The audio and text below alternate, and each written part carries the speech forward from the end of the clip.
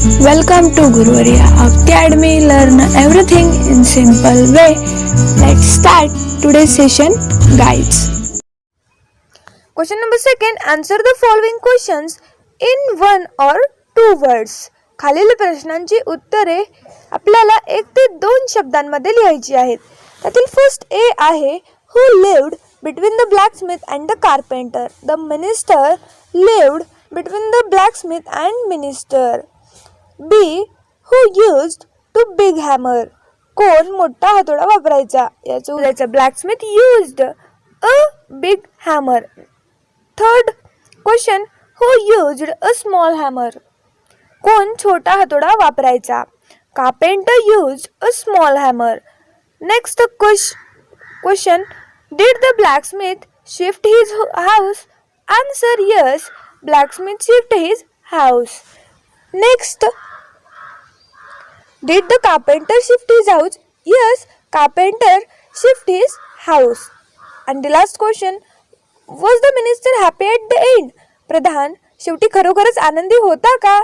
Answer, the minister was not happy at the end. इथे आपला दुसरा प्रश्न संपतो. आता आपण तिसऱ्या प्रश्नाकडे वळूया. तिसरा प्रश्न आहे listen carefully and answer the riddle. Pots and pans and spoons and ladles.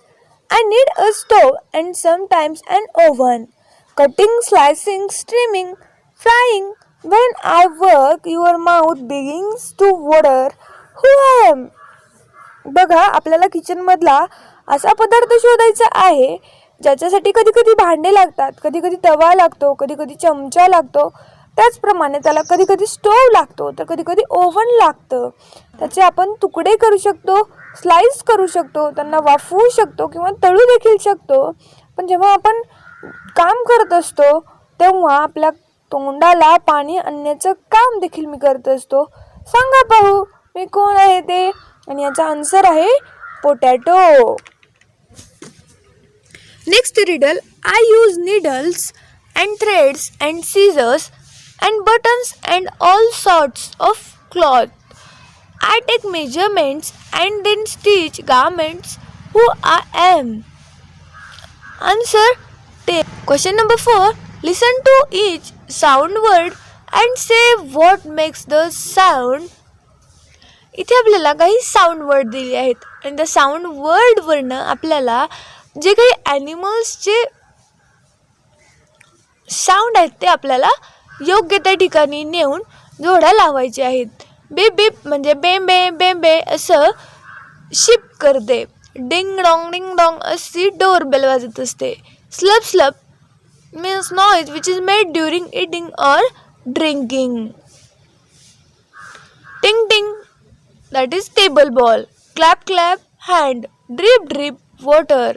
Swish swish waterfall. Tring tring bicycle bell. Crunch crunch while eating something crispy. Knock knock at door. Tick tock large clock.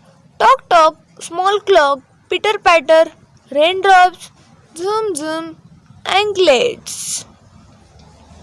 अशा पद्धतीने आपण वेगवेगळे शब्द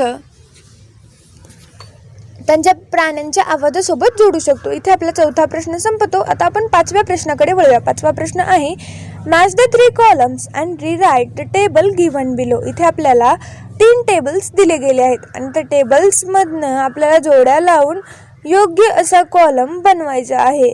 occupation teacher. Tools chalk board duster pen computer. Actions write read aloud explain show, ask questions, test, examine, correct, help, encourage. Next, cook.